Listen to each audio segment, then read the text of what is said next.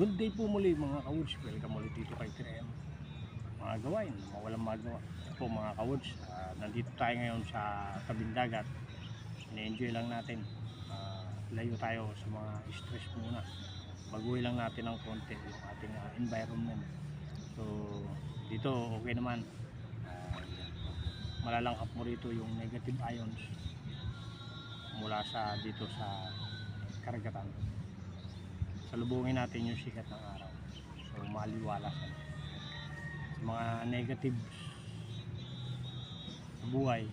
Alisin na natin yun, hayaan mo na sila kasi marami yung tao, lalo na yung mga may kaya sa buhay, mababa lang ang tingin nila sa atin. Sa itsura pa lang nahusigan na tayo, kaya hayaan mo na sila, buhay nila yun.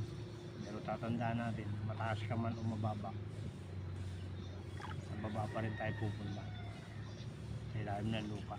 Kaya huwag mapag-usga, lahat pantay-pantay lang yun pagdating sa lupa. Kaya enjoy natin yung buhay. Tatlo lang dapat tabunan natin, tatlong M: makibagay, makisama, makiramdam. Ano lang yung buhay, tulungan natin yung kapwa natin, ganun lang. Kaya enjoy life, namnamin natin yung biyaya ng Diyos, at siyempre yung pananalig sa Diyos ang huwag natin kalimutan, huwag natin aalisin sa pagkatao natin. Dahil kung wala sa Panginoon Diyos, wala tayo.